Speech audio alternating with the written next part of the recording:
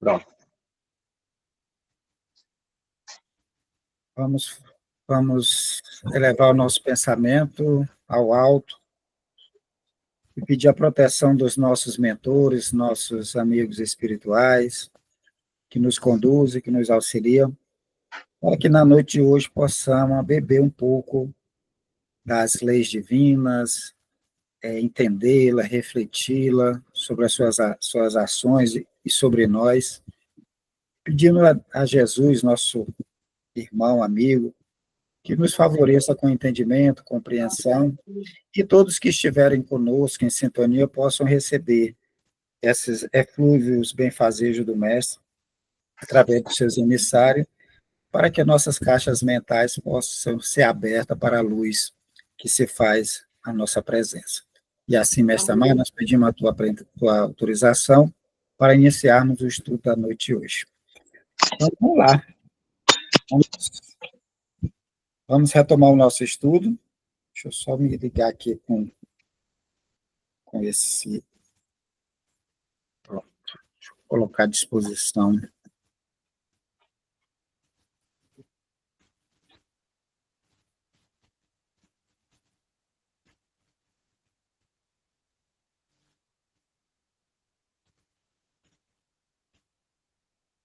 Acho que dá certo. Deixa eu disponibilizar aqui uma apresentaçãozinha, que é o Livro dos Espíritos, a página que nós vamos trabalhar hoje. Seja bem-vinda, Patrícia, Dina, Zelita, tá? Sejam todos bem-vindos, tá? Vamos lá. Bom, vamos retomar o estudo do Livro dos Espíritos sobre as leis morais, tá? Nós estamos estudando a lei de igualdade, está no capítulo 9, e hoje o tema que nós vamos trabalhar é a desigualdade das riquezas.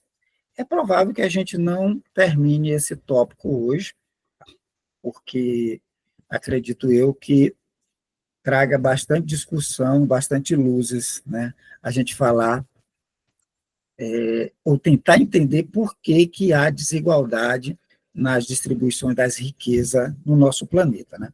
E a gente vai encontrar lá no item 4, capítulo 9 do Livro dos Espíritos. Eu sou o Alberto Lima, né? Nós estamos nesse modo virtual, que permite expandir e outras pessoas possam assistir ou estudar mais à frente. Bom, o capítulo 9, que fala da lei de igualdade, Kardec distribui em 7 tópicos. O primeiro é a própria lei de igualdade, uma questão só, em que ele pergunta se a igualdade ou a desigualdade, né, ela é da natureza. Tá? E os Espíritos vai dizer que a igualdade, sim, é uma lei natural. Tá? Ou seja, que Deus cria todas as suas criações simples e ignorantes, tá? Com a imensa capacidade de aprender. Então, na nossa origem, nós somos iguais. E no final, quando a gente atingir a perfeição, vamos nos buscar essa igualdade também, vamos nos aproximar. Só que tem um caminho do simples e ignorante à perfeição. E nesse caminho, muitas vezes, um se adianta mais do que o outro. Ou uns foram criados antes, né, porque Deus sempre criou e continua criando. Então, se ele sempre criou, ele já deve ter criado seres muito mais antigos do que nós. Então, esses seres têm, né, a possibilidade de ter tido mais conhecimento, mais experiência e estarem mais avançados. Tá? Mas a origem é de igualdade. Tá? Então, Deus não faz ninguém já perfeito e outros imperfeitos. Como a ideia que foi repassada para nós, né, somente na doutrina católica, que Deus criou o anjo e criou os homens. Né? O anjo já perfeito e os homens imperfeitos.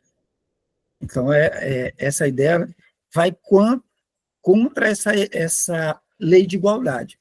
Ou seja, Deus não criou ninguém já com todas as habilidades. Essas habilidades foram adquiridas, é patrimônio do espírito, através das suas experiências, através da sua jornada evolutiva, eles foram ganhando essa capacidade. Tá? Então, aqui vem um choque com a doutrina católica, né? Quando da criação, então Deus não criou seres desiguais, todos têm a mesma origem. Ele vai falar das desigualdades de aptidões, desigualdades sociais, e a gente vai abordar agora a desigualdade das riquezas. Bom, vamos para o termo, né? Desigualdade. Falta de igualdade. Tá? Ou seja, não há como falar de igualdade sem entender que há desigualdade, né? Então, desigualdade, falta de igualdade, uma diferença, tá? Uma irregularidade, né? Aquela ideia de aspereza é uma desigualdade, tá? E riqueza, qualidade de rico, de quem possui muitos bens materiais. Então, a pessoa é rica, porque ela tem muitos bens materiais, é uma qualidade, né? Ela tem fortuna, característica do que apresenta a opulência. A pessoa mostra ter dinheiro, então, ter riqueza, bens, né? Joias, então, isso dá a ideia, a característica de opulência, quer dizer que ele é rico, né? Ou seja, a abundância de bens materiais. Então, desigualdade de riqueza é essa diferença na posse desses bens. Tá? Desigualdade de riqueza é essa diferença que algumas pessoas têm mais, outros têm menos, outros quase não têm. Né? Então, isso a gente vê bastante. Pessoas muito ricas, com uma concentração de riqueza, como no nosso país, é uma grande concentração de riqueza, tá? Mas não é característica apenas do Brasil. Se nós formos olhar, essa desigualdade ela é premente em todo o planeta. Tá? Então, todo o planeta você vai ver essa diferença. Uns têm mais, outros têm menos. Agora, o que provoca isso? Né? O que leva essa diferença de ter pessoas ricas e pessoas pobres? Eu acho que isso provoca, às vezes, um sentimento de tristeza, de mágoa em uns. Poxa, eu não tenho nem o básico que o outro tem, extrapola comprando carro de 10 milhões, barco de 20 milhões, né? Ou seja, a pessoa sendo opulento em demonstrar que tem muito dinheiro. E já outros não têm praticamente nada, né? E isso leva a esse questionamento. Por que isso? Né? Por que essa diferença tanto? Será que é da lei divina? Será que Deus é que fez desse jeito?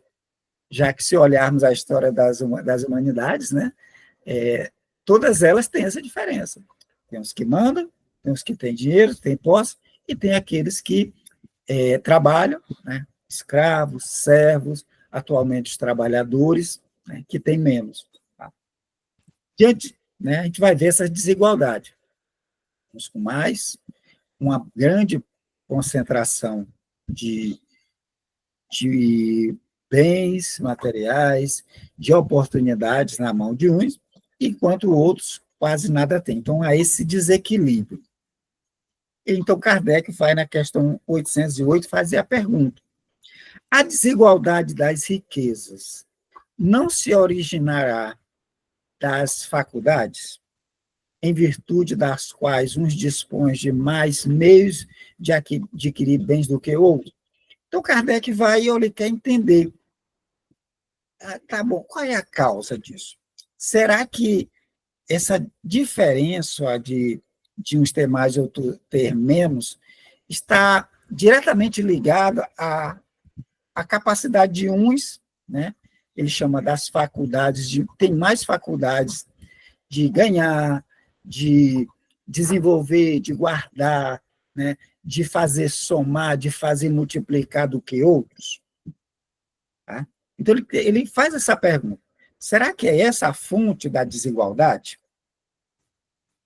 E aí? O que é que vocês acham? Que a origem da desigualdade está justamente nessa faculdade que uns têm mais, nas habilidades que uns têm mais, outros têm menos, para adquirir esses bens. Eu preciso da ajuda de vocês aí, para a gente abrir o debate, a discussão. Eu acredito que não seja um motivo só, um motivo único, Alberto, da questão da desigualdade das riquezas, porque no Evangelho também nos ensina que a gente tem, né, a gente passa tanto por um lado quanto por outro, né?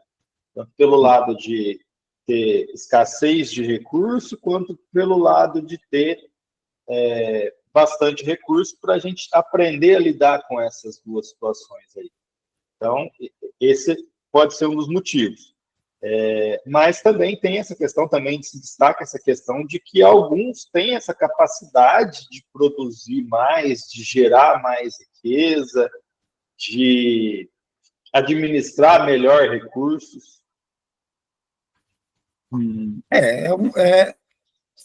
Pelo que você está falando, não é só uma, né? Não é só um motivo. Tem N's, né? Várias, né? Meios, né? Ou várias fontes que provocam essa desigualdade, não é isso? Entre elas, você destaca que tem as faculdades, né? Tem também a função, né, da riqueza, gerar melhores condições, né? Porque a riqueza, a gente vai entender que ela não é boa nem é má. O emprego que você pode fazer da riqueza é que pode causar danos ou não. A riqueza ela tem a função premente de provocar o progresso ou acelerar o progresso. Ela é uma ferramenta, né? É uma ferramenta, exatamente. Mas por que está concentrado na mão de poucos, né? O que origina isso aí, gente? Alguém tem outra ideia? Ô, Alberto, assim, além dessa causa ser na diversidade das faculdades, né, das aptidões, né, que a pessoa vai adquirindo com seu esforço. Que seria ideal, né, Dina? Que seria ideal, né? Que todos... seria o ideal. Mas a gente sabe que também tem a forma ilícita, que muitos adquirem através da corrupção, através do roubo, né, de extorquir. Então, a gente sabe que tem muita fortuna aí que tem esse lado sombrio. Aqueles também que herdam grandes heranças, né, que a gente sabe aí. Então, assim, tem esse lado também. Então, nem sempre é pelas aptidões, né? As guerras, né? As guerras, justamente, que se apropriam, as pilhagens, isso mesmo. A pilhagem, né? Então, a gente olhar a história da humanidade, a gente vai ver que, primeiro, os caçadores, né? Coletores, caçadores, aí eles começam a plantar, né? Lá na origem, lá no começo das civilizações, ainda na pré-história, eles começam a plantar e vão acumulando grãos, vão acumulando riquezas em alguns grupos. Aqueles que não sabiam plantar, o que eles faziam? Eles saqueavam, juntavam um grupo e iam saquear o alimento, né? Ia saquear, e dentro desses saques, eles escravizavam, né, aqueles grupos menores que tinham menos força, né? Ou seja, fazia escravos. Isso vai acumulando riqueza através da pilhagem, através das guerras, né? E outras sutilezas, né, que vão surgindo conforme a sociedade vai se aprimorando. Como você falou, a corrupção, né? Pessoas que enricam de uma hora para outra, né? A família fica rica e não foi com a sua habilidade, essa faculdade, porque nós não podemos destacar a pilhagem, a corrupção como uma faculdade. Ou vocês acham que seria uma faculdade? É uma habilidade? O que vocês acham? Alberto, boa noite. Também, assim, tem gente, eu não sei se você já ouviu falar, parece que tudo que pega dá ouro. Tem uma sorte, assim, de... Tudo que pega vira ouro, né? Tem uma sorte, apesar dessas mesmas pessoas, muitas vezes, como se o dinheiro não fosse um vendaval, entendeu? Talvez, pensando assim como o Elton, que é a experiência de não ter, né? Tem a habilidade de conseguir, de angariar dinheiro, seja numa jogatina, seja mesmo na sorte, né, como se diz, de produzir coisas, mas não conseguem segurar aquela riqueza. A riqueza muda de mãos, né? Pois bem. Vamos ver a resposta do Espírito de Verdade? Né? Que ele questiona se a desigualdade das riquezas estaria ligado às faculdades que cada um tem. A faculdade, né, em termos de virtudes, que um dispõe para adquirir mais ou menos esses bens, né? Que eu acho que seria ideal, fosse só as faculdades, né? O fulano é mais habilidoso, ele é empreendedor, beleza. Ele faz gerar riqueza, né? Como a Janete fala, faz tudo que ele toca vira ouro, né? Porque ele tem essa habilidade de ver mais à frente, de olhar um terreno, ele vê um empreendimento, ele vê um condomínio. Eu olho o terreno, só vejo formiga e mato, né? Outra criatura olha e já vislumbra um condomínio. É uma habilidade que ele tem, uma faculdade. Seria o ideal, né? Se a riqueza fosse originária disso, só dessas habilidades. Mas olha o que o Espírito de Verdade vai nos falar. Olha, as riquezas, essa diferença está ligada sim e não. Olha a resposta. Tanto está ligado a essas faculdades, essas virtudes de fazer gerar, né, de adquirir bens, como também não. Por quê? Aí ele cita aqui, velhacaria e do roubo. O que você pensa disso? Né? Ele faz a pergunta a Kardec, olha, não há o enriquecimento com a velhacaria, ou seja, a pessoa passar a perna no outro, enganar o outro, ou até mesmo roubar. E aqui a gente pode incluir o saque, né? A gente pode incluir as guerras, né? As pilhagens. Tudo isso são formas de enriquecimento. Alguém acumula, outro perde. Então, essa diferença ela vai surgir tanto das habilidades, como também desses outros aspectos que está ligado à humanidade. Ele destaca a velhacaria, né? Os portugueses, quando chegam aqui na costa brasileira, né, eles trazem bugigangas, espelho, pente, né, colares, coisas simples para trocar por ouro, por metais preciosos, por madeiras, né? Ou seja, é uma velhacaria você dar um espelhinho e pegar uma pepita de ouro, uma pedra preciosa, ou não é? Né?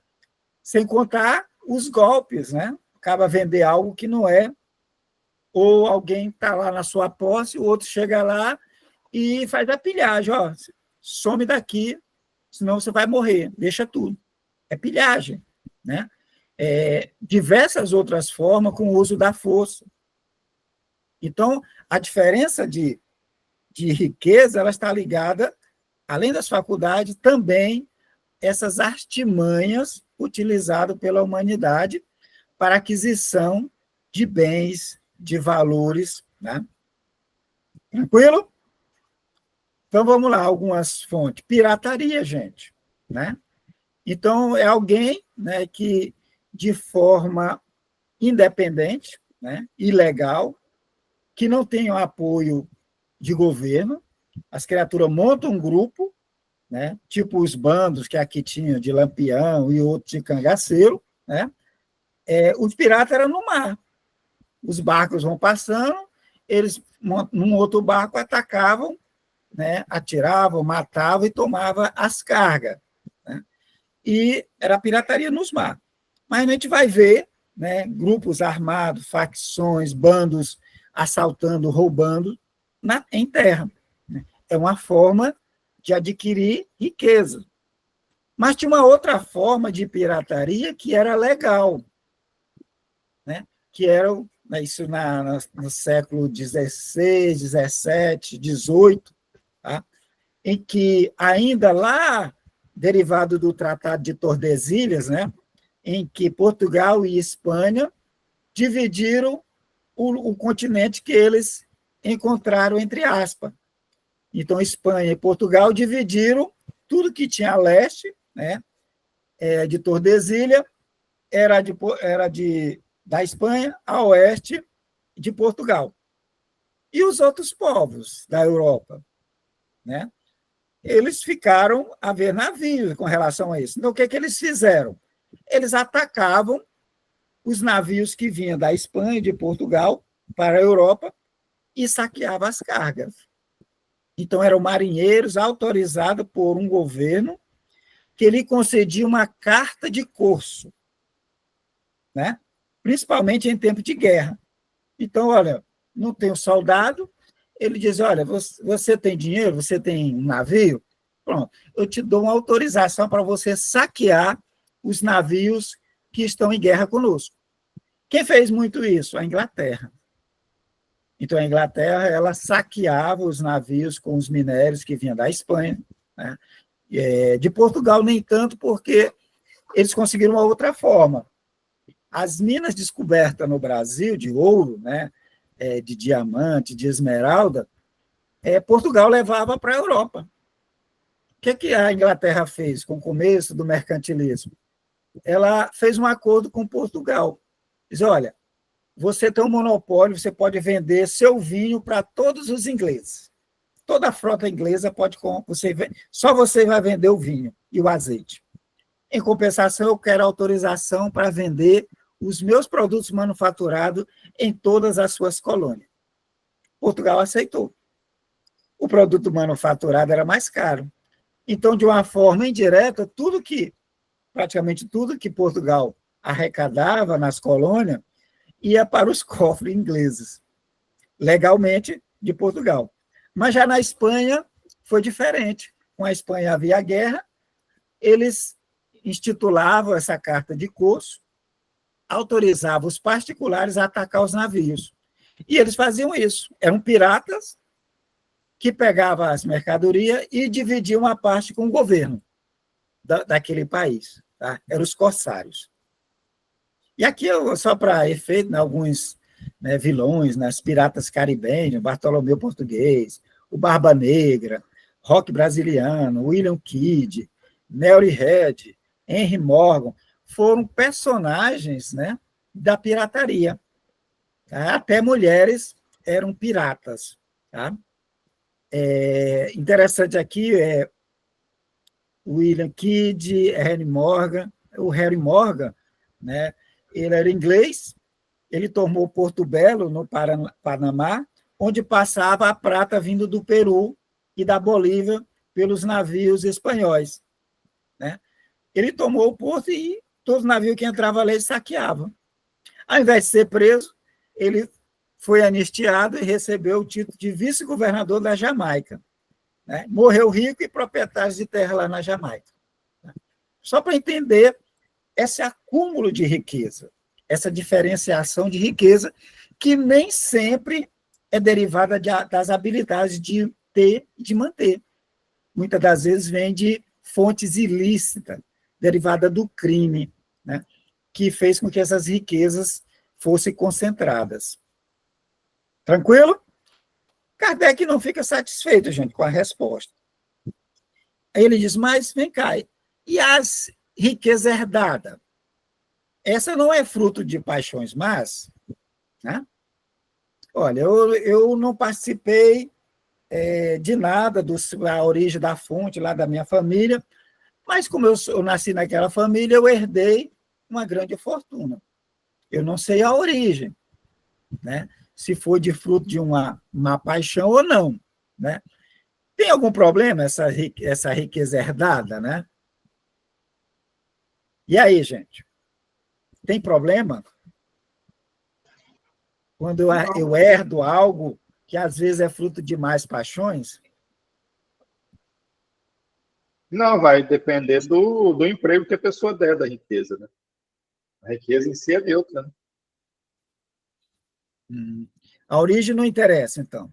Sendo herdado... Bom, não interessa no caso da pessoa que herdou, porque aquele que foi lá dar um golpe, por exemplo, para ter o dinheiro, aí interessa bastante. Olha, Porque ele assumiu o risco de receber, né? O compromisso e a responsabilidade. Né? Como o Hélio diz, vamos ver o destino que ele vai dar, né? Palavras-chave aí, ó, né? É uma responsabilidade você ter essa riqueza, né? E deve ter algum motivo para que essa riqueza chegue até você. Será que não tem? Além daquela parte da que a gente tem que experimentar a riqueza, né? Vivenciar dentro da riqueza, que seria uma prova, né? Mas também, às vezes, tem essa questão da responsabilidade. Às vezes, tudo é feito para que você tenha essa riqueza. Muitas das vezes, essa riqueza chega a gente porque lá atrás podemos ter sido enganados, né? Tem muitos casos narrados, inclusive por André Luiz, né? Em que o indivíduo é morto por causa de herança. E ele fica no meio ali do grupo, e quando ele se reabilita, ele nasce na família dos primos, né? Dos irmãos que os mataram, eles vão nascer na família para herdar aqueles bens que foram retirados dele, né? Tem toda uma construção da espiritualidade, né, que permite tanto a gente vivenciar, como aquele que foi expoliado ter acesso. Né? Bem interessante a questão da riqueza, dessa riqueza herdada, né? Mas vamos ver a resposta, então, do Espírito de Verdade. Né? Aí ele faz uma pergunta a Kardec. O que sabe a esse respeito, né? Busca a fonte de tal riqueza e verás que nem sempre é pura. Tá? Olha, você herdou. Agora, se você quiser saber como os familiares chegaram a esses bens todos, né? Se você for atrás, vai perceber, né, que nem sempre tem uma origem lícita. Né? Sabe, porventura, se não se originou de uma expoliação ou de uma injustiça? Mesmo, porém, sem falar da origem, que pode ser má, acreditais que a cobiça da riqueza, ainda quando bem adquirida, os desejos secretos de possuí-la o mais depressa possível, sejam os sentimentos louváveis? Isso o que Deus julga, e eu te asseguro que o seu juízo é mais severo do que dos homens. Né? Então, quando se fala da riqueza, eu não sei a origem, então ela é, né, como ele coloca, ela é fruto de mais paixão, mas eu não tenho responsabilidade, né? Eu só herdei. Calma lá, gente. Né? A gente não sabe de onde surgiu. Né? Normalmente pode ter surgido de uma expoliação, né, uma injustiça, mas esse desejo, né, que a gente tem de herdar, de querer ser rico, né, às vezes isso provoca, né,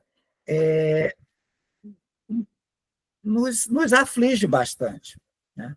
Esse desejo de querer ter, de possuir, né, o mais depressa possível. Ele diz, olha, chama atenção, olha, nem sempre é louvável você querer ter, seu desejo de ter, de possuir, né, cobiçar.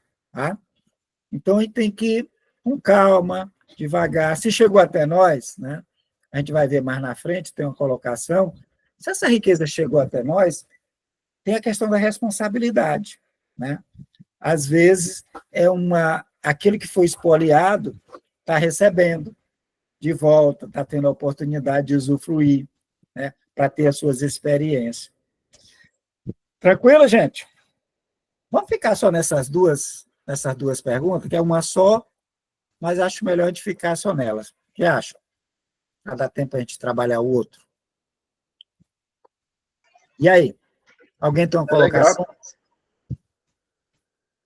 Alguém tem alguma colocação sobre a riqueza, sobre esse acúmulo? Sim? Hélio, você ia falar alguma coisa?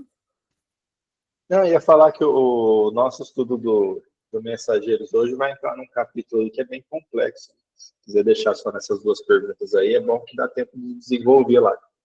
Isso, e a gente já vai aproveitar e vai ter esse tema também. Né? A busca pela riqueza, a cobiça da riqueza. a gente vai ter a oportunidade de ver as consequências dessa luta desenfreada por possuir. Né? A gente vai ter a oportunidade, nesse capítulo que a gente vai trabalhar agora, no Mensageiro, da gente ver as consequências dessa busca desenfreada pela cobiça, o que ela provoca em nós, né? Nessa existência que estamos vivendo, e as consequências na vida espiritual. Tranquilo? Então, vamos trabalhar lá, que aí depois a gente volta no próximo encontro, a gente continua trabalhando as riquezas, né, e as desigualdades da riqueza. Alguém tem alguma colocação, alguma dúvida? Não entendeu? Quer que repita? E aí? Alberto, eu achei interessante o fato justamente que você contou, né, que os primos, né, os irmãos foram roubados e assassinados, né, e tiveram que renascer adquirindo aquela mesma, a própria riqueza, quer dizer, aí a gente viu aí a justiça divina, né? Sim, é muito interessante, né?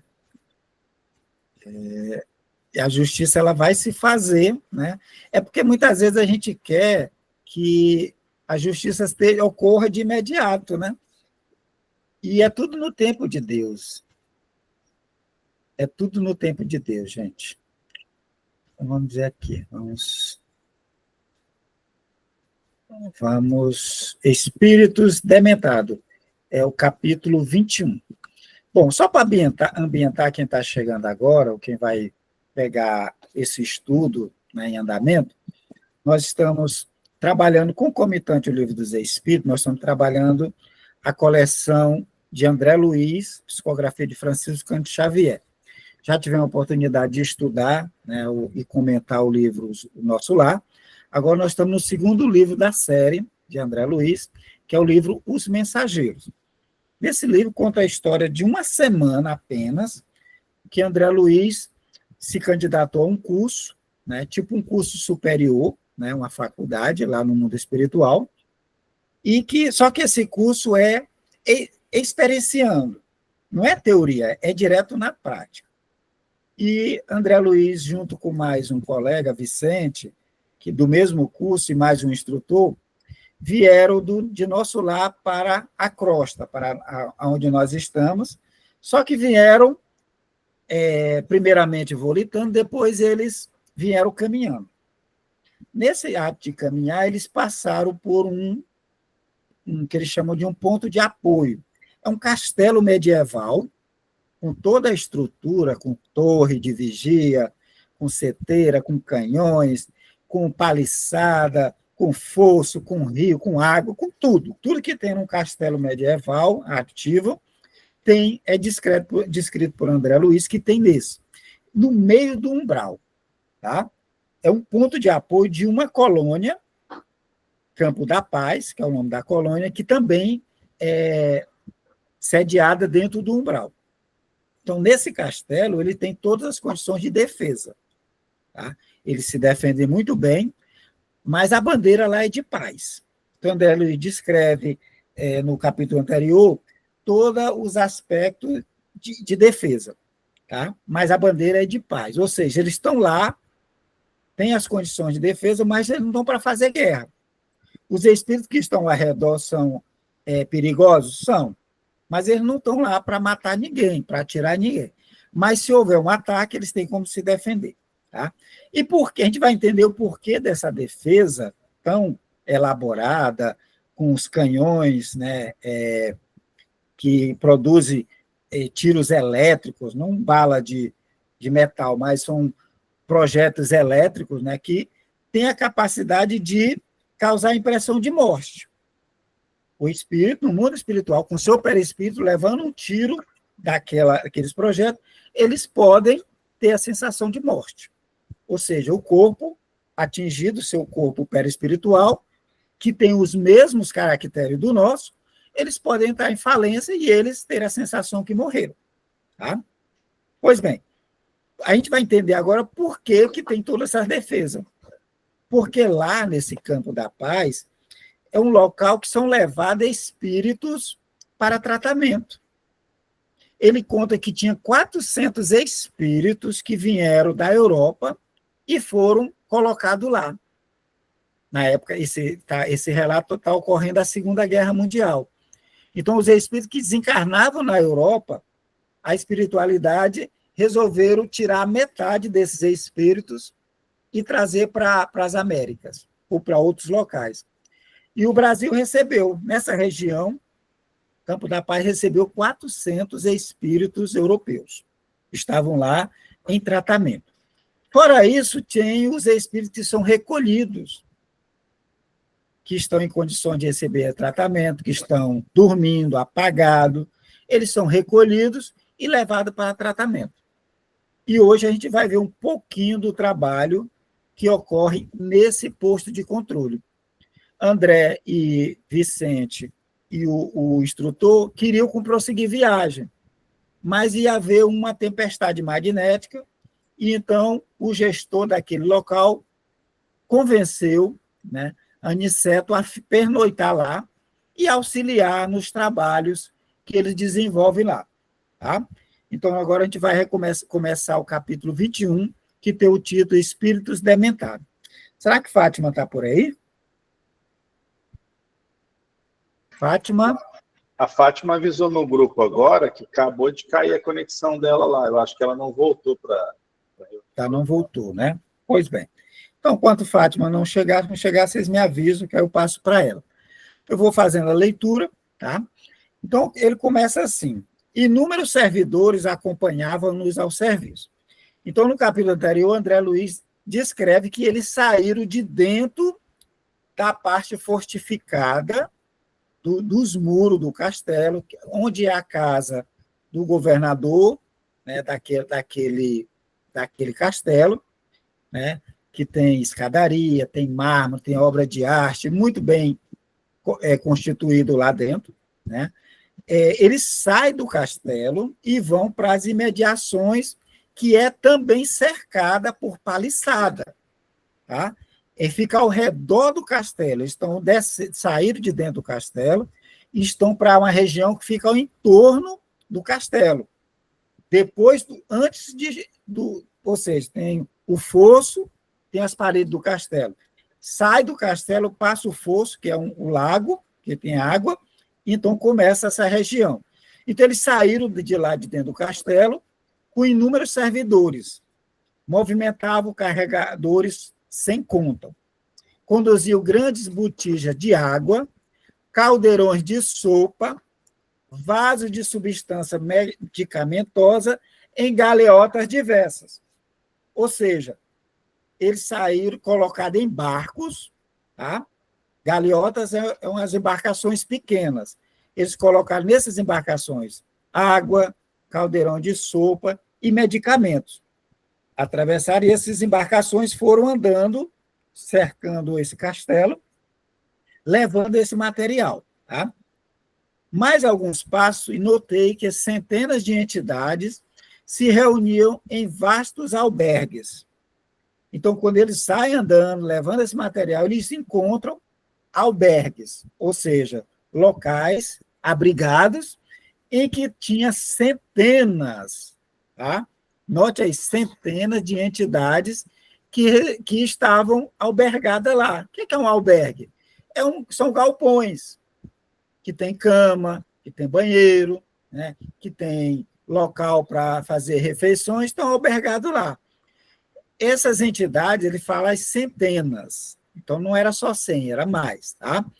Olhos vagueantes e rostos sombrios, parecendo uma assembleia de loucos em manicômio de amplas proporções. Então, ao redor do castelo, existia um manicômio, gente. Por isso que aquela região era protegida. Tinha que proteger os alimentos, tinha que proteger os locais que eram plantados esses alimentos, tá?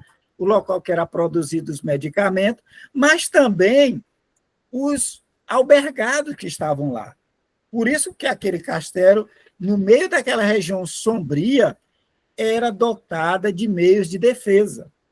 Ele fala que tinha centenas albergadas lá, que estavam, né, como uma assembleia de loucos. E as proporções eram enormes para albergar todo esse pessoal. Alfredo, que é o gestor, né, desse castelo, aconselhou umas tantas providências de serviço à maioria dos técnicos do sopro curativo, as quais se desviaram de nós rumo às edificações situadas em zona diferente. É Fátima que chegou? Eu estava sem internet. Na hora de começar, deu um apagão aqui. Ô, minha filha, vem, que sua voz é melhor do que a minha. Vai, eu já estou cansado da minha voz. E Alfredo, vamos. Vamos lá.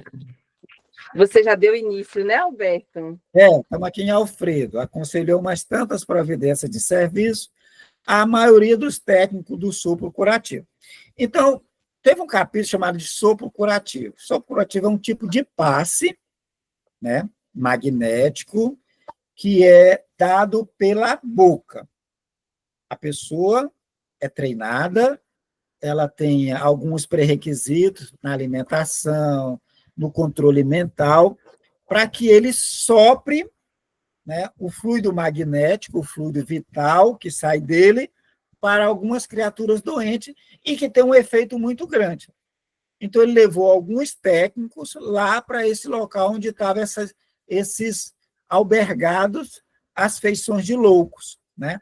E ele, então, está dando as ordens e direcionando as pessoas, e esses técnicos do sopro foram rumo às edificações situadas em zona diferente da que eles estavam. Vai, Fátima. Tá. Então, pronto.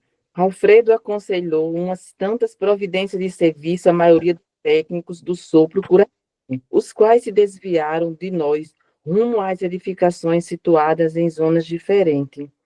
Gentilmente nos explicava que os benfeitores de Campo da Paz localizavam ali grande número de espíritos enfermos, mais desequilibrados que propriamente perversos. Os doentes que tínhamos sob os olhos permaneciam em melhores condições. Já se locomoviam e muitos deles já conversavam, apesar do desequilíbrio que lhe assinalava as palavras e pensamentos. Só um instante, Fátima. Então, ele está explicando para André Luiz, e o André Luiz repassa para nós, que o que ele estava vendo ali, aquela assembleia de loucos ali, olhos esvagueados, que estavam albergados, eram os que estavam em melhores condições, que foram trazidos para ali, para ficar naquelas regiões, eles estavam melhorzinhos. Por quê? Porque eles já se locomoviam, já conversavam, mesmo desequilibrado, né, eles já andavam. Isso quer dizer que tem espíritos albergados lá em situações bem piores, tá, do que esses daqui. Vai, Fátima. Esclarecia-nos sobre as múltiplas obrigações do trabalho de rotina, quando algumas entidades se acercaram respeitosas. Senhor Alfredo, disse um velho de barbas muito alvas, estou aguardando o resultado da minha petição, em que ficamos quanto às minhas terras e os escravos. Paguei bom preço ao Carmo Garcia. Sabe o senhor que venho sendo perseguido durante muitos anos e não posso perder mais tempo.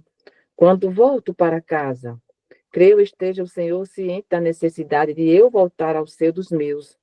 Espero a minha mulher e os filhos.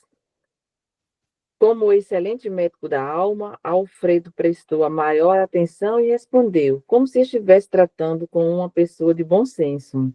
Sim, Malaquias, você reclama com razão, mas sua saúde não permite o regresso apressado.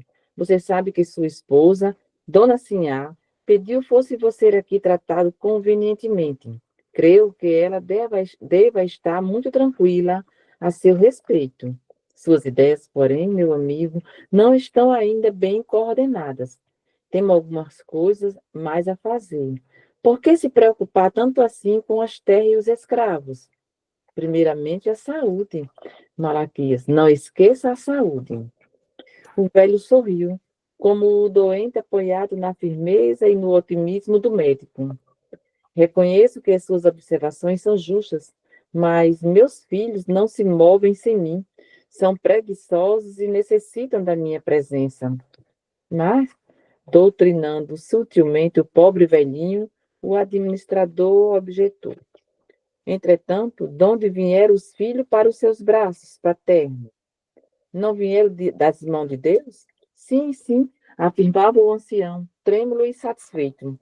Pois é, pois é isso, Malaquias.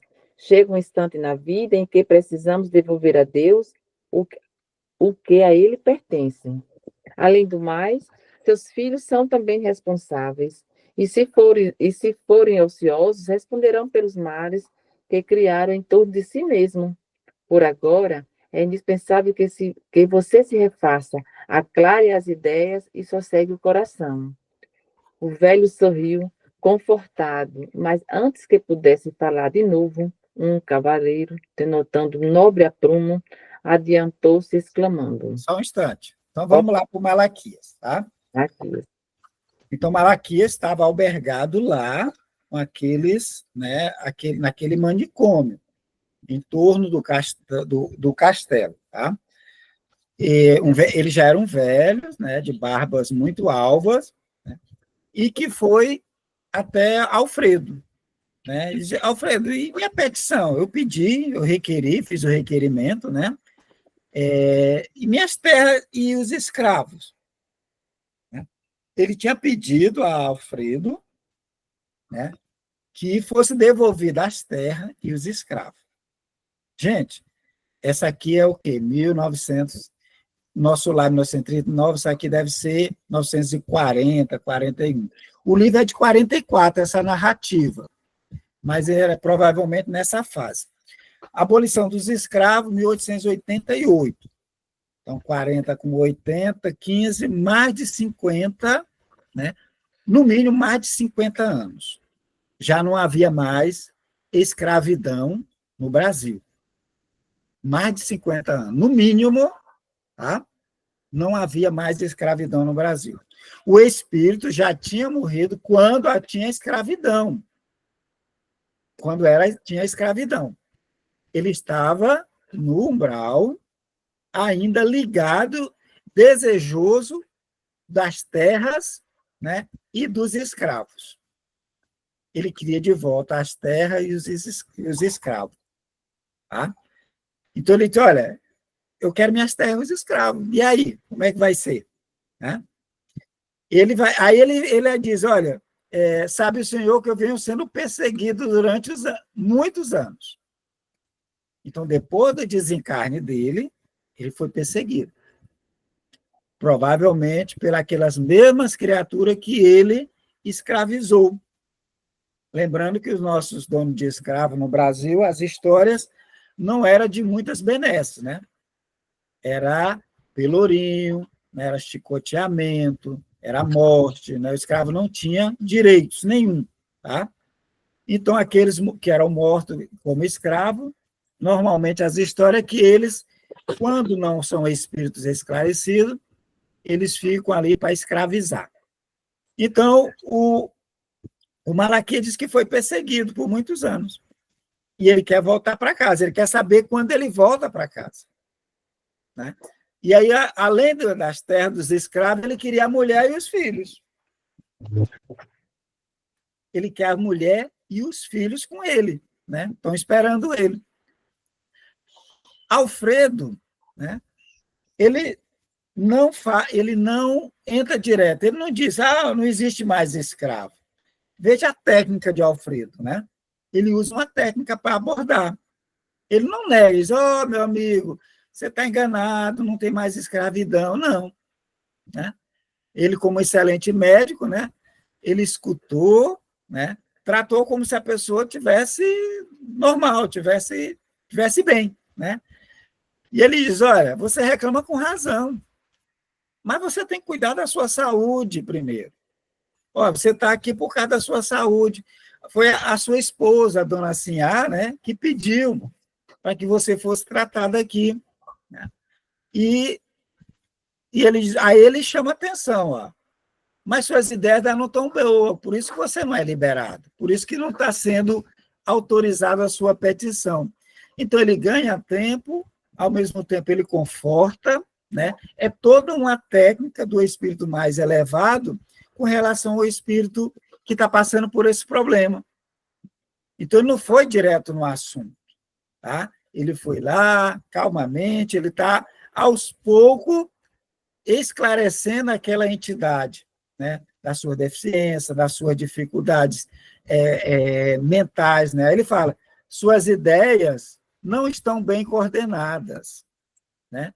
Temos alguma coisa para fazer, né? Para que ficar pensando em terra, em escravo? Primeiro a saúde, Malaquias, né? Não esqueça a saúde. Então, ele dá um argumento para aquele espírito, é tanto que ele sorri, né? Ele aceita que ele realmente não está bem ainda, né? Mas ele reconhece, olha, tudo bem, não estou bem, mas meus filhos estão precisando de mim. São preguiçosos, necessitam da minha presença. Nós estamos tratando com alguém que está habituado a escravizar, gente. Malaquias é uma entidade, um espírito acostumado com a escravizar os seres. Ele escravizou aqui, normalmente, os africanos, né? Ou os índios, também há muitas vezes, mas também ele percebe que ele tinha um poder maior sobre a esposa e os filhos.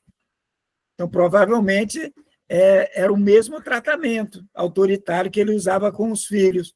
E aí ele vai dizer que eram preguiçosos, né? Necessitam da presença. E então, o Alfredo vai doutrinar ele, né? Vai esclarecendo aos pouquinhos, né? Eles, olha, mas Malaquias, de onde veio os filhos? Não foi de Deus? Né? Então, Deus está tomando conta. E ele fica satisfeito, né? E Alfredo continua, pois é, Malaquias, chega instante da vida em que precisamos devolver a Deus o que lhe pertence. Os filhos vieram de Deus, Deus está tomando conta. Né? Se eles foram ociosos, vão responder pelos males que criaram. Mas, por enquanto, Malaquias, né, é preciso que você se refaça e aclareie as ideias e sossegue o coração. Então, ele convence, né, não distrata, não trata mal, não usa a verdade, né, nua e crua, né, ele dilui a verdade, porque Alfredo não está mentindo. O Malaquias foi perseguido, né? Quando ele desencarna, ele foi perseguido realmente. Malaquias está correto, né? E Alfredo também não está mentindo. Mas ele aponta o que era mais importante, o tratamento da saúde dele, aclarar as ideias, acalmar o coração, né? E então, vamos lá, Fátima. Vamos. E a solução do meu processo, senhor Alfredo? Sinto-me prejudicado pelos parentes de má fé. Minha parte na herança dos avós é cobiçada pelos primos. Segundo já lhe fiz ver, meu quinhão é superior aos demais. Soube, todavia, que o Visconde de Cairu interpôs toda a sua influência contra mim. Ninguém ignora tratar-se de um grande velhaco, que não poderá ele fazer com as artimanhas políticas. Está mal informada a meu respeito. O senhor enviou meu pedido ao imperador? Só um instante, Fátima. Ótimo. Então, aqui teve um primeiro caso, né? Malaquias, um proprietário de terra de escravos. Então, pelos meus cálculos aqui, tinha mais de 50 anos da abolição, tá? Ninguém sabe exatamente quando foi o desencarne dele. Então, no mínimo, mais de 50 anos ele já estava no umbral, sendo perseguido. Depois de todo esse processo, ele foi acolhido. Agora que ele estava começando a aclarar as ideias. Tá? Ele estava em perturbação mental. Gente, essa perturbação mental, né, foi provocada por quê? Alguém tem ideia? Por que ele se perturbou mentalmente? Né? Lá no Malaquias, na questão do Malaquias, por que ele ficou perturbado mentalmente? Alguém tem ideia por que ele desencarna e fica perturbado? Acho que é um apego à riqueza, à matéria. Né? Repita aí, Adina, eu não entendi. Eu digo apego O apego à matéria, aos bens, à riqueza. Será que isso leva à perturbação mental? Leva, sim. Alguém tem outra explicação? Acho que também a perseguição dos escravos depois que ele desencarna, né? Que ele fala ali, ele cita que ele está sendo perseguido. Mas aí é consequência, né, do que ele fez, não é? Sim, mas aí essa perseguição durante muito tempo leva ele a virar um dementado também. Mas será que não deriva do que ele fez com os outros? Sim. Não é? A causa da demência dele vai estar justamente no que ele entregou à natureza, na sua existência. É tudo causa e consequência. O que ele entregou? Né? O que ele fez? Ele não escravizou, ele não castigou. Né? Tudo aquilo que nós fazemos ao outro, a gente recebe de volta. Né? Fica gravado na nossa consciência, mesmo ele não tendo a consciência límpida, porque à época a sociedade era escravista, mas os Espíritos nos dizem que o mal é sempre o mal. Né? Ou seja, a sociedade era escravista, o modo de produção era escravista, mas a criatura já traz gravada em si, né, que o mal é sempre o mal. Então, o que ele fez, o que ele provocou no outro, vai provocar os problemas psicológicos dele depois. Agravado por quê? Aí entra a perseguição, o apego, né, que ele teve que largar tudo aquilo, né, foi arrancado daquele local. Tá? Mas aí nós vamos ver que, Alberto, toda maus trato gera problema psicológico? Não, nem sempre. O caso do Malaquias, sim. Tá? Porque existem N situações que levam a perturbações mentais. Esse caso do Malaquias é bem nítido. O que ele fez com o próximo tem um reflexo na situação dele.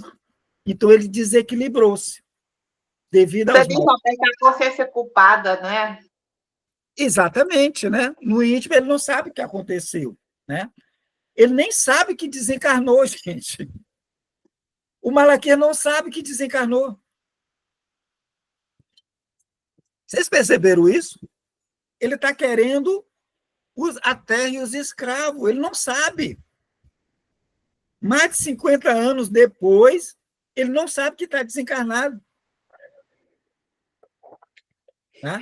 Agora vamos aqui ao outro aqui, que é esse senhor, né, com a prumo, tá? Ele está nos apresentando, está falando aqui do Visconde de Cairu, né? Ele entrou com a petição para Alfredo com relação à herança que ele ia ter direito, né? Que os primos estavam querendo mais do que ele tinha mais direito, e que os primos teriam recorrido a esse Visconde de Cairu. Né? Eu fui olhar esse Visconde de Cairu, ele nasceu em 1756, Rio de Janeiro, e faleceu em 1935. O Visconde de Cairu faleceu em 1835. Então, ele era ligado, ele fala do imperador. O imperador Dom Pedro II, ele vai assumir em 28. Né? Em 28. 28. 28, 32, uma coisa assim. Deixa eu olhar aqui, Pedro I, 31. O Dom Pedro II ele vai assumir em 31, com 5 anos de idade. Então, provavelmente, o Visconde de Cairu, que é José da Silva Lisboa, ele não tinha contato com Pedro I, que era uma criança ainda. Ele tinha contato com o imperador Pedro II, aliás. Ele tinha contato com o imperador Pedro I. Ora, Pedro I até 1931, que foi o reinado de Dom Pedro I.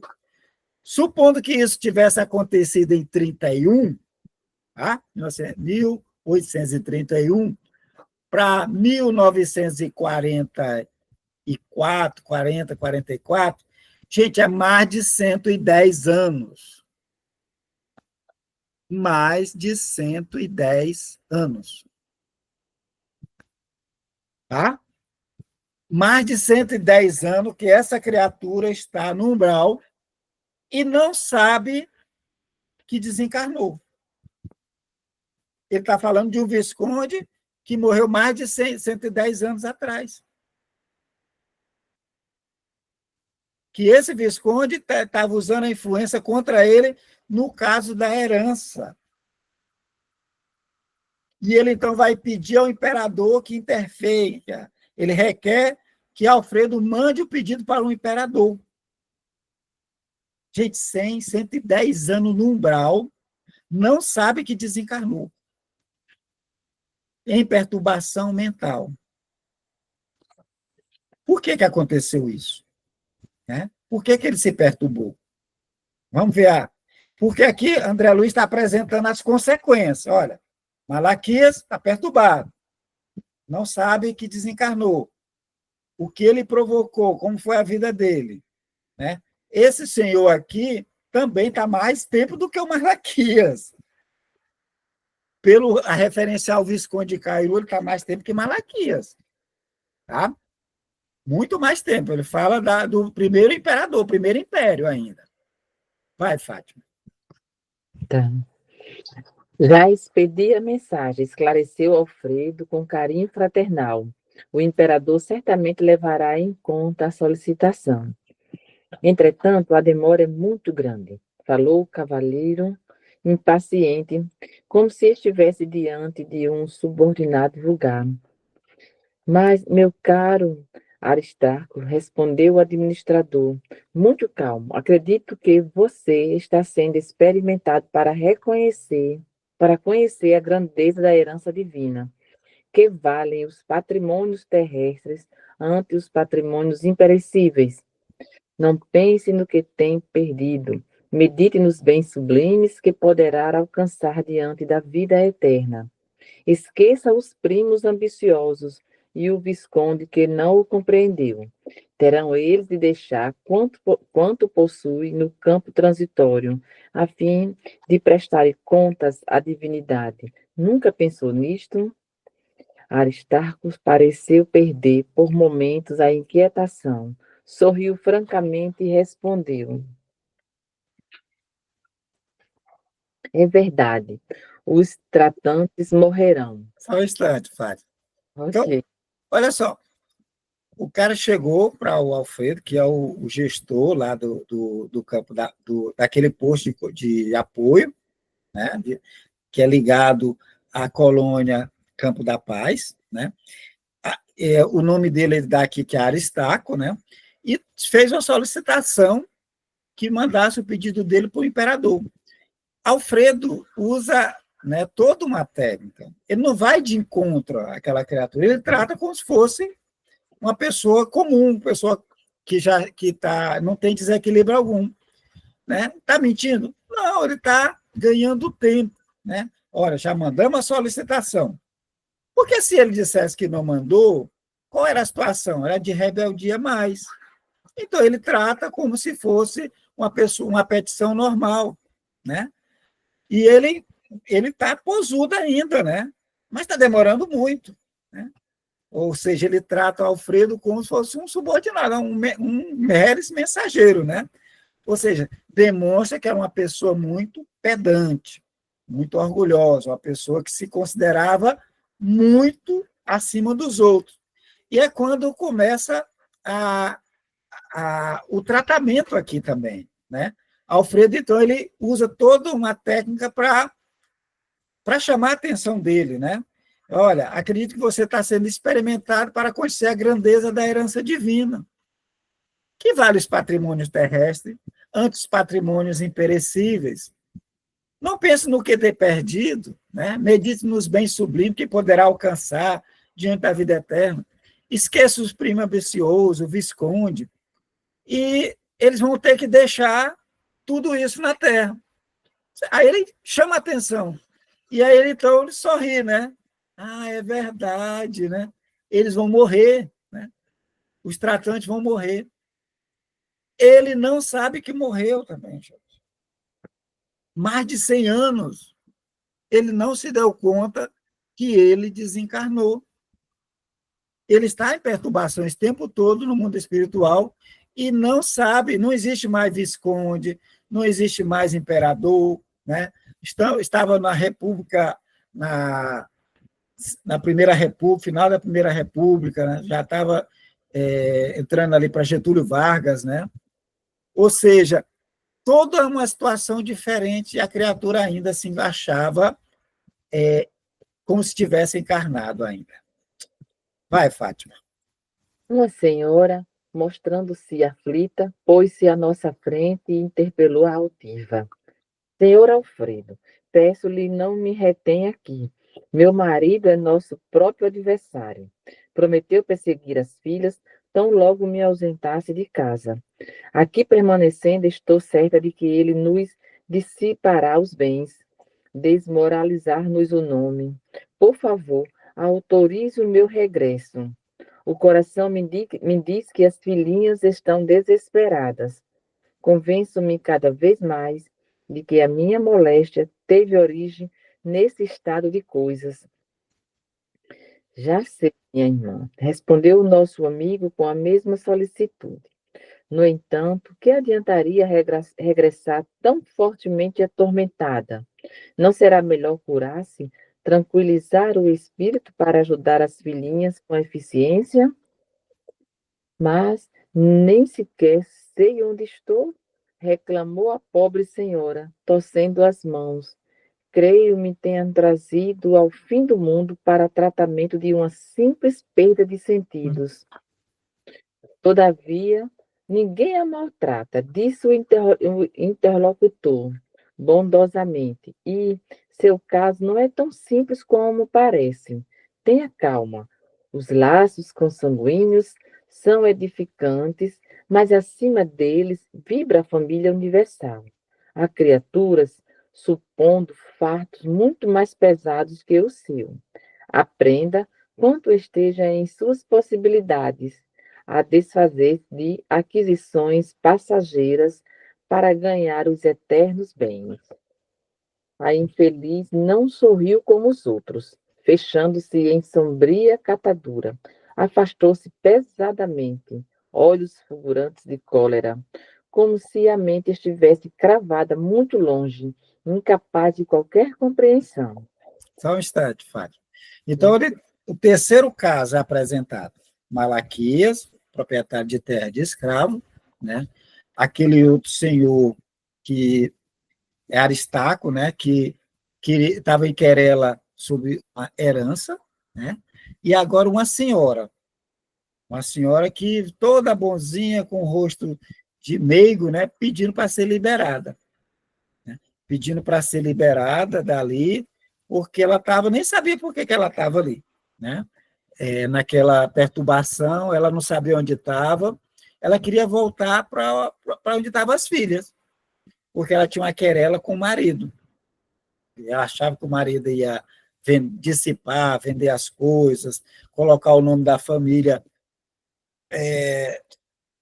à baila, né? Então, ele disse que ela acha que a doença dela estava relacionada, ou seja, estava botando a culpa da sua perturbação em outro. Ou seja, a perturbação dela foi provocada lá pelo marido. A mesma coisa do Aristarco, a perturbação dele era os primos. A mesma coisa do velhinho, a preocupação, quem tinha provocado tudo, a doença dele, a perturbação, eram os escravos, eram os filhos, era a esposa. Então, a gente percebe que há um padrão aqui. Os espíritos, tá, não assumem a sua responsabilidade, coloca a culpa no outro. Então, ela queria voltar para ajudar. E Alfredo, todo sutil, com toda uma técnica, né, de psicologia, tá, ele diz, mas minha irmã, né, que adianta você voltar? Você está atormentada ainda. Você tem que se curar, tranquilizar o espírito, para poder ajudar. Ou seja, você voltar doente, como é que você vai ajudar suas filhas? Né? Aí ela diz, mas eu não sei onde estou. Mas você não está sendo maltratada. Né? Você tem que ter calma, né? Lembrar que não só os laços sanguíneos. Então, ele vai todo apresentando valores espiritualizantes para essa criatura, né?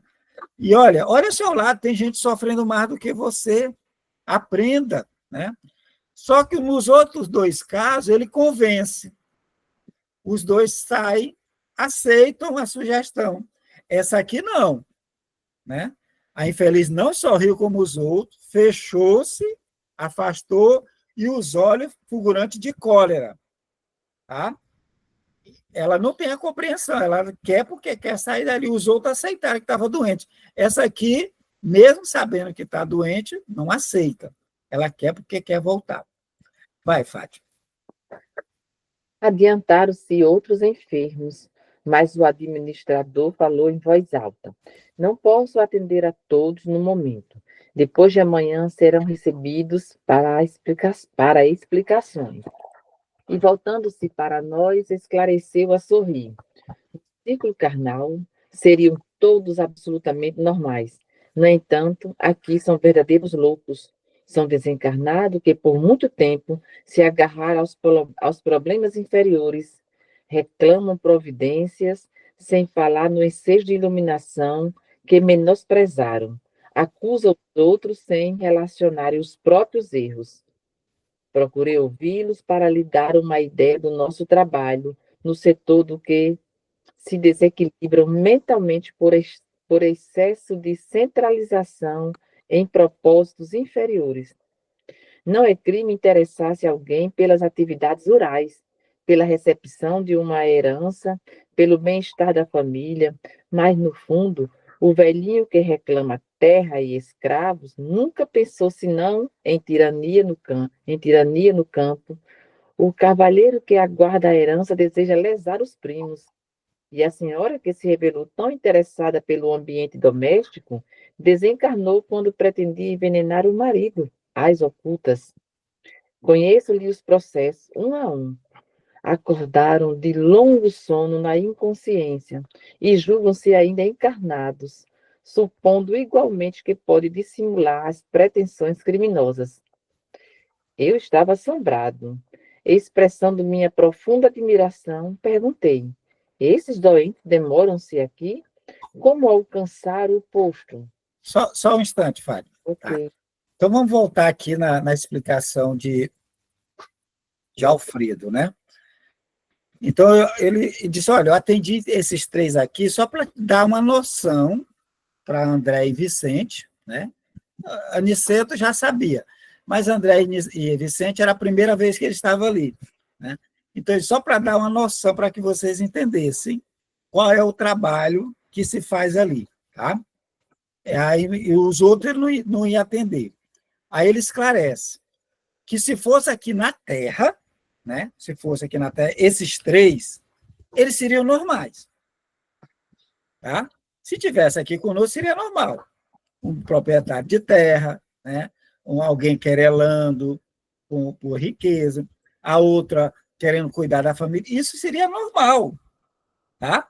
Para a gente aqui era normal.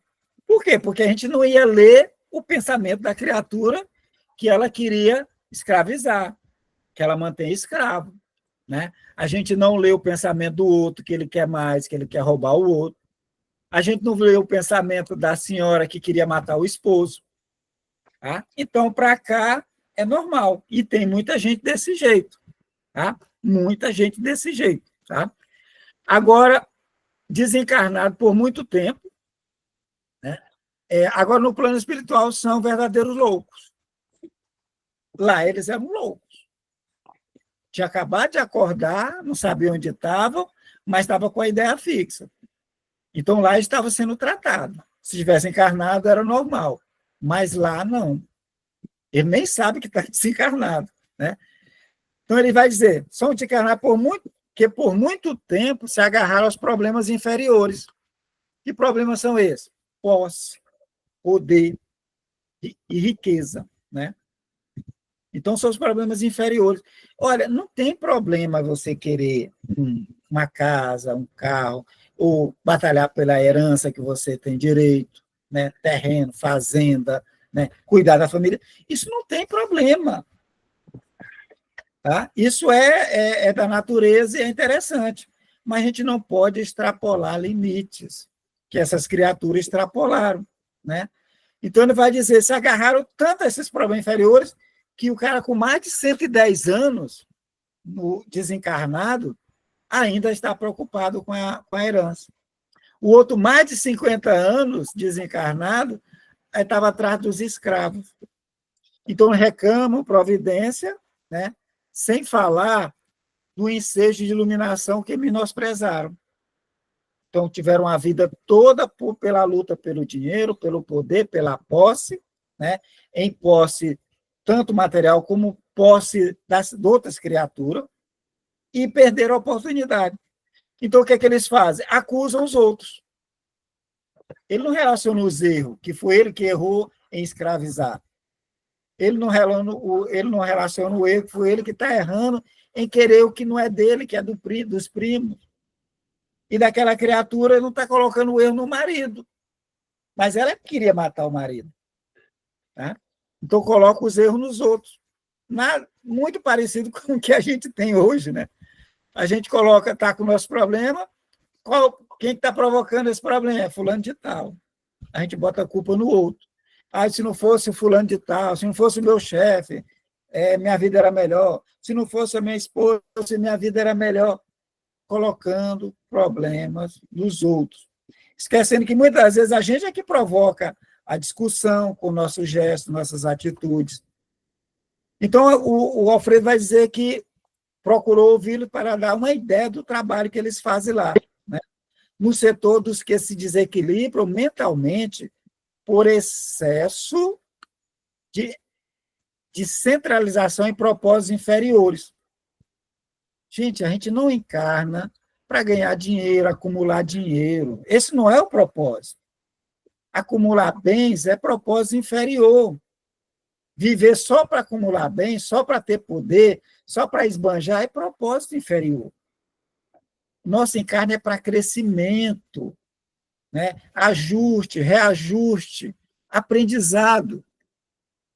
Ele nos alerta, não é crime interessar-se pelas atividades rural, recepção da herança, bem-estar da família. Isso não é crime. Você pode ficar com essa preocupação, tá? Mas qual era a preocupação primordial? O que movia o velhinho? Terras e escravos. Ele queria tiranizar. Ele tiranizava os escravos e também a família. Ele queria ter esse poder ainda sobre os filhos, sobre a esposa, sobre as pessoas, né? O cavalheiro que aguardava a herança desejava lesar os primos. Ele queria enganar os primos, queria uma parte maior. E a senhora, que se revelou estar interessada no ambiente doméstico, para cuidar da filha, né? Ela desencarnou quando pretendia envenenar o marido, às ocultas. Então, o Alfredo ele conhece o processo, a ficha de cada um. Tá? Ele sabe de cor, sabe a história de todos eles. Então, eles acabaram de acordar de um longo sono, né? Na inconsciência, e julgam ainda encarnado. 110 anos, no mínimo, gente, encarnado, desencarnado e achando que ainda está vivo. Alberto, quando desencarna, o espírito não vê o filme da vida dele, né? A gente não tem essa noção. Desencarnou, o espírito é levado e vê o filme da existência toda para fazer análise, né? A gente não tem essa noção. Gente, se mostrar um filme e resolvesse, era bom demais. Desencarnou, vem cá, meu filho. Aqui o filme, olha o filme aqui, tudo que passou, você não mais pertence ao plano. Mas não é assim, gente. Tem criatura que não quer ver o filme. Tem criatura que não acredita que há morte. Tem a criatura que não acredita que tem Deus, que tem espírito superior, que tem vida do outro lado.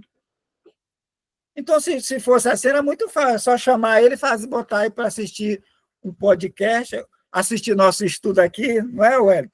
Bota para assistir o estudo, vem cá, estude isso aqui. E seria muito simples. Mas as criaturas são muito complexas. Tá?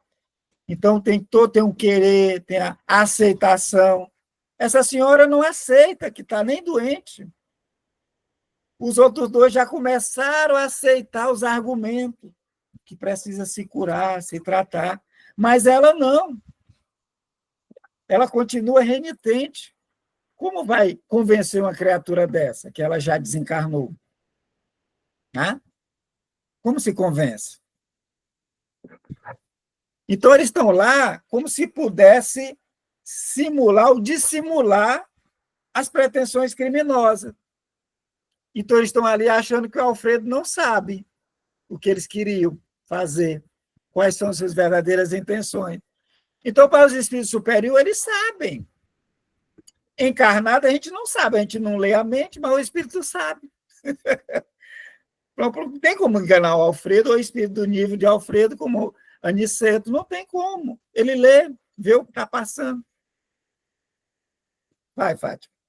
O Alberto, às vezes, muitos casos desses terminam numa encarnação compulsória, né? Sim, né? Ou seja, a criatura não tem condições ainda, tenta, faz o tratamento, energia, fluidos, mas ele não consegue, ele está tão desequilibrado que, às vezes, volta para esquecer todos aqueles desejos numa encarnação, às vezes temporária, pequena, né? Para que ele esqueça e tenha uma possibilidade de recomeçar. Né? Porque ele está fixo naquela fase, naquele tempo que já passou. E ele não quer mudar, não quer passar desse momento.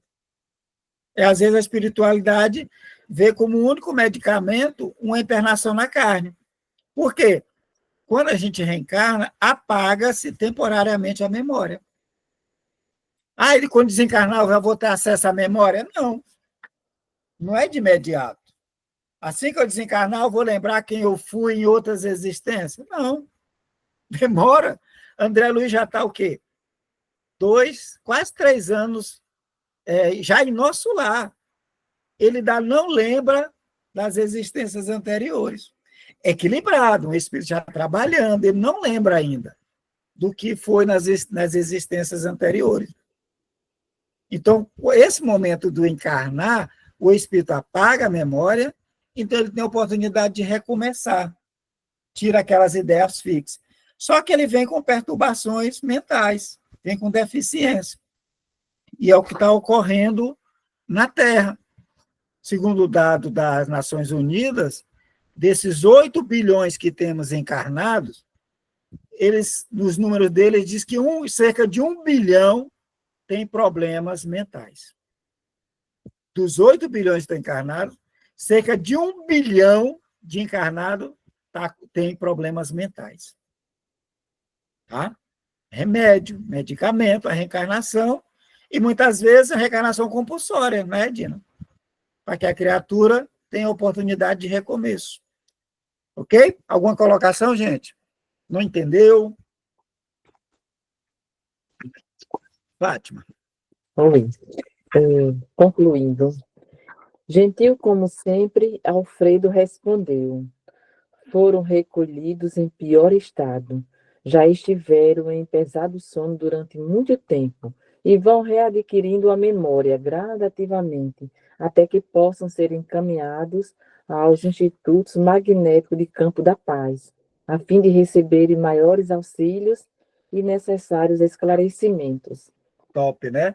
Ou seja, André Luiz pergunta se esses doentes iam ficar muito tempo ali, naquele ponto de apoio, que era aquele castelo, que estava cercado por paliçadas, e dentro dessas paliçadas, albergadas, estavam esses doentes.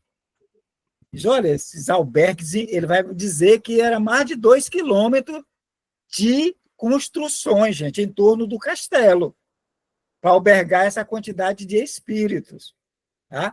Eles ficam muito tempo aqui, aí o Alfredo vai dizer, olha, eles chegaram aqui em situação pior. O pessoal, os samaritanos, no nosso lar, recolhem espíritos que estão em catatônico, ele simplesmente apaga, fica catatônico, desliga. Aí eles são recolhidos para ser cuidados. Vai ser aplicado passes, vai dar medicação para que ele acorde, para que a criatura acorde. Esses daqui estão caminhando, andando, vagando, eles acabaram de acordar. Estiveram em sono pesado durante muito tempo. Então, aos poucos, estão readquirindo a memória, né? Até que possam ser encaminhados ao Instituto Magnético. Ou seja, eles não podem ainda ser levados para a colônia. A colônia que está dentro do umbral, essa aqui, Campo da Paz. Imagine nosso lar. Lá nesse instituto, tipo lá, nosso lar tem as câmaras de retificação, né? Eles são levados lá, os espíritos, para receber esses fluidos magnéticos, né? Também Campo da Paz. Aí eles vão receber maiores auxílios e necessários esclarecimentos. Entenderam, gente? E aí? Colocações, observações?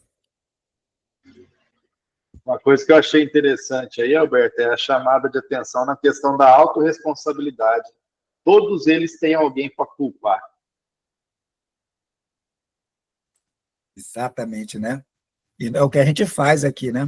E a gente faz isso a todo momento. Exatamente. E a gente, ao fazer isso, a todo momento, a gente cria hábito, né? A gente cria o hábito. E esse hábito, com o passar do tempo, ele passa a ser o nosso suporte. Vira um vício, né? Já vício, fica automático, né? Já vai acontecer alguma coisa contigo, você já vai logo olhar quem você pode culpar por aquilo. Exatamente, né?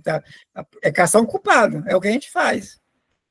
Ah, não, eu tenho que estudar, mas não dá, meu chefe não deixa, o trabalho não deixa. A gente começa a achar culpados para uma responsabilidade minha, que é estudar, para fazer um curso, um concurso, né? Eu fico postergando, botando culpa nos outros. Não é porque eu nasci burro, eu não tive oportunidade, começa a entrar no coitadismo, sempre achando um culpado, seja ele para aspecto físico, financeiro, como também emocionais. É aquele companheiro que não sabe, que não me entende, não me compreende, né? Essa falta de responsabilização pelos próprios atos, né? Leva a vício. Colocações, perguntas? O que acharam? E aí? Concordam com essa colocação? Muito bom, Alberto. No estudo a gente tem outra visão, né? Ajuda muito a esclarecer. Muito bom. Pois bem, então, leiam o próximo capítulo, né? Para a gente discutir, leiam as questões para facilitar esse estudo, né? É muito produtivo. Se a gente faz uma leitura antes, né, fica muito mais fácil até as dúvidas surgirem. Tranquilo? Então, só temos que agradecer a todos vocês, a espiritualidade amiga, aos nossos mentores, a Jesus, por nos convidar a participar da doutrina, para que a gente mergulhe realmente, para que nós absorvamos o máximo. A cultura espírita é gigantesca, gente. Não dá para ficar só ouvindo palestra, temos que estudar, temos que ler. Hoje tem muito material na internet, quase todos esses livros têm estudo já próprio do livro todo, capítulo por capítulo. É muito interessante a gente ouvir outra pessoa num outro abordagem, né? Que às vezes a gente não consegue, pelo estado de capacidade cultural, ou de conhecimento, a gente não consegue adentrar. Aí você pega alguém mais abalizado, a gente vê como tem pontos interessantes, tá? Então, que Jesus abençoe, tenhamos uma ótima semana, tá? Meu muito obrigado a todos vocês. Valeu, gente. Até quarta. Vai.